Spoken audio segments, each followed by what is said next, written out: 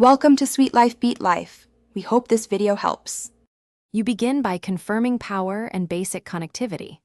First, swap to fresh AA cells or fully charge the battery pack and make sure it reads at least half capacity.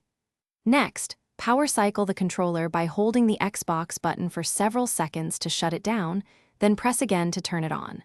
While you do this, make sure the console or PC is active and nearby, and temporarily disable other Bluetooth gadgets to prevent pairing conflicts.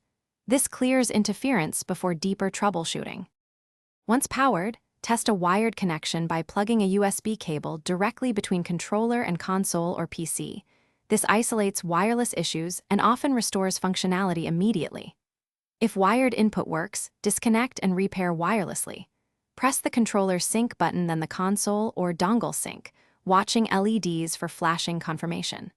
On a PC, delete the controller from Bluetooth devices first, then rediscover it. These steps re-establish a clean handshake and fix corrupted pairings or driver-level confusion that prevent proper operation. You finish by performing a hard reset.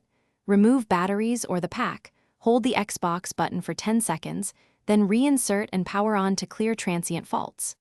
Next, update system drivers and the controller firmware through the console settings or the Xbox accessories app to eliminate software incompatibilities.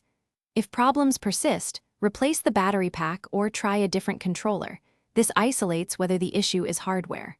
If all else fails, the key tip: try a known good cable and controller to confirm whether repair or replacement is needed. Thanks for watching. Consider subscribing if we helped you.